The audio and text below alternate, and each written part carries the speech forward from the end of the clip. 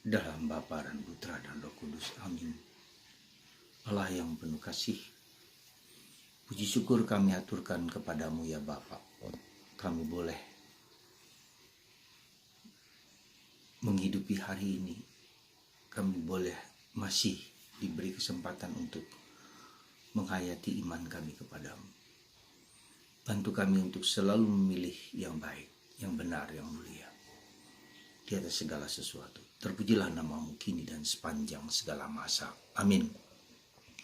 Para saudaraku terkasih dalam Kristus, dalam bacaan pertama hari ini, dalam surat Paulus kepada umat di Efesus, kita selalu diingatkan kembali untuk berada di sisi terang, di sisi garam, di sisi kebaikan, di sisi kebenaran, yaitu keutamaan-keutamaan kebaikan, rahmah, murah hati, lemah lembut, saling mengampuni, dan seterusnya.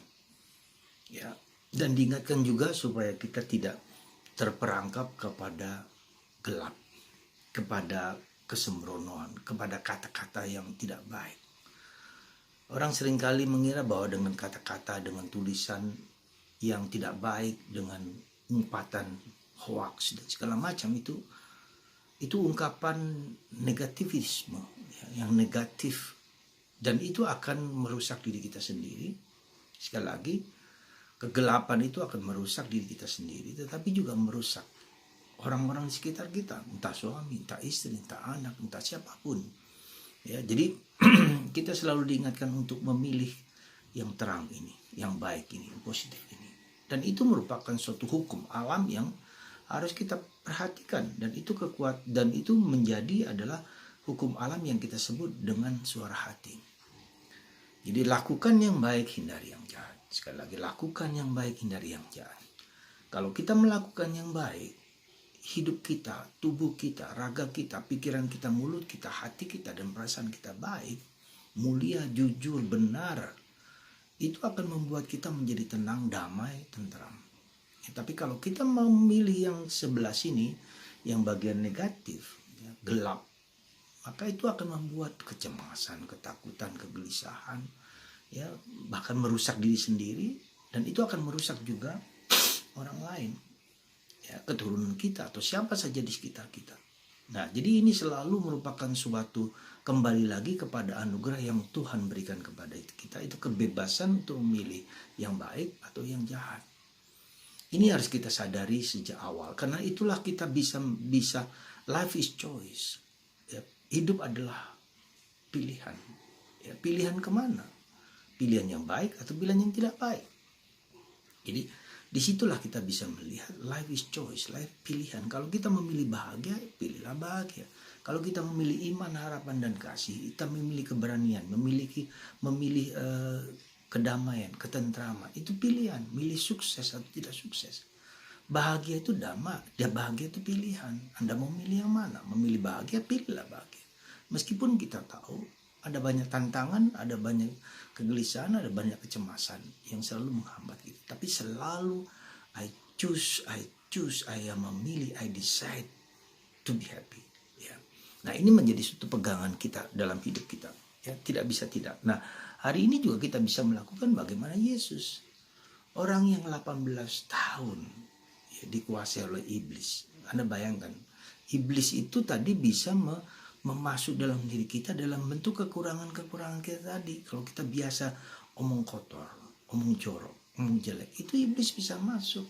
Dan itu menyakitkan orang lain. Kalau kita biasa berbohong, ini juga akan menyebabkan kita juga melakukan yang tidak baik.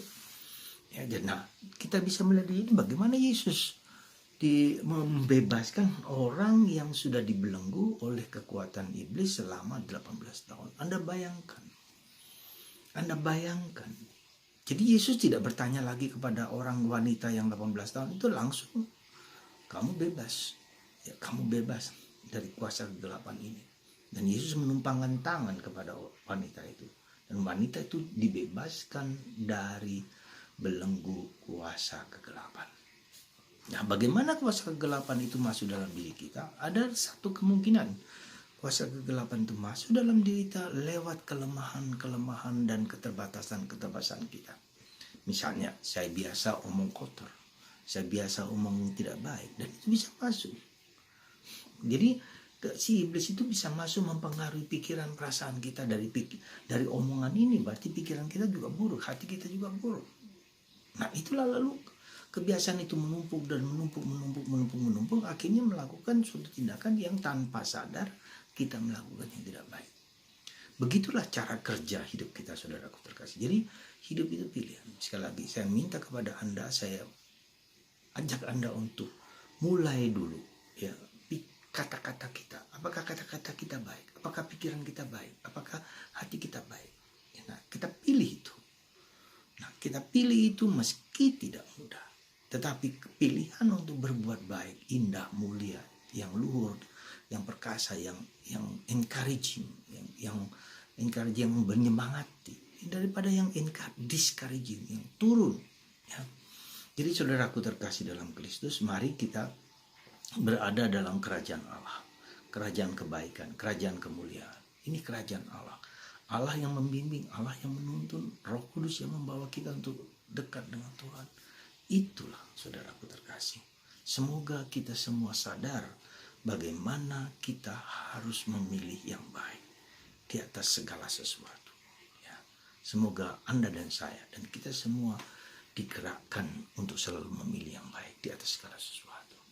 Dan ketika kita tanpa sadar, seringkali apa yang terjadi? Kita tanpa sadar dibawa kepada yang negatif. Ya. Mungkin pertama kali positif, tapi kemudian negatif. Ya. Saudara, sebelum saya mengakhiri renungan saya ini, saya ingatkan akan satu hal yang baru-baru ini viral. Seorang pemuda yang kurang lebih namanya seorang mantan pendeta yang sekolah di Amerika, yang kemudian dengan gampangnya membunuh teman dekatnya, teman segerejanya, dan kemudian dipotong-potong lalu dimasukkan ke dalam dalam karung seperti itu, lalu dibuang di suatu tempat. Dan apa yang mau saya sampaikan, bahwa pengalaman dia melakukan itu karena dia sudah terbiasa sejak kecil dipukul, diejek, dihina mungkin oleh siapa, entah anggota keluarganya atau siapapun lah. Nah, pengalaman luka batin yang belum disempurnakan, yang belum diolah, yang belum dibereskan, ya, nature kodratnya yang kacau balau itu, sebelum itu dibereskan, ya, sebelum itu kita mengajak Tuhan untuk membereskan pengalaman dilukai itu, luka-luka batin itu, saudara, kalau belum dibereskan, itu akan melompat, ya, akan menjadi bumerang, akan menjadi mengakibatkan korban yang besar gitu loh. Ini contoh kecil bagaimana kita harus membereskan luka batin kita di masa lalu kita, di masa kecil kita terutama. Ingat saudara, dan itu luka batin itu akan menumbuhkan kelemahan-kelemahan dalam diri, balas dendam, marah, kecewa, mudah tersinggung. Ya, ini kalau tidak dibereskan oleh kuasa Allah, kita mengizinkan kuasa Allah untuk mengampuni, untuk memaafkan, untuk menerima situasi seperti itu. Dan yang terluka itu siapa? Jangan lupa, kenapa luka batin seringkali tidak bisa dibereskan, tidak bisa disembuhkan? Karena yang terluka itu adalah si kecil kita, yang kita sebut dengan inner child. Kalau si kecil kita yang terluka itu belum dibereskan, itu akan membuat kita pribadi yang besar ini masih terbelenggu oleh luka-luka batin itu. Nah, disitulah si iblis bisa masuk dan menggoda kita. Anda bisa bayangkan seorang yang katakanlah belajar teologi, belajar kitab suci, belajar apa, hidup rohani, orang itu kelihatan nampak baik, tetapi ketika nature kodrat ini tidak digarap, keterlukaan tidak digarap, ini akan menyebabkan bumerang bagi orang tersebut.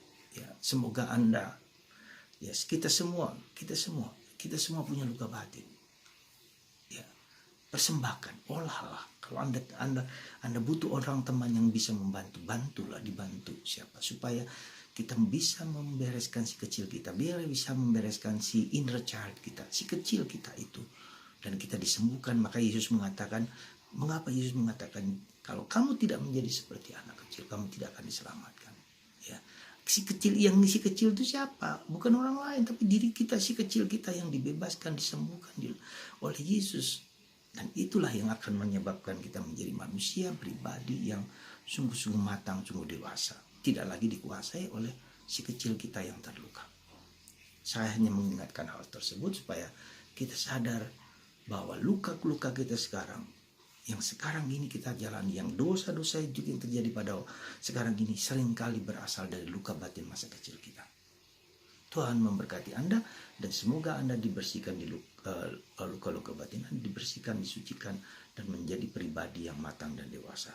Karena luka Anda telah disembuhkan dan dibebaskan oleh Yesus. Tuhan memberkati Anda semua dalam Bapa dan Putra dan Roh Kudus. Amin.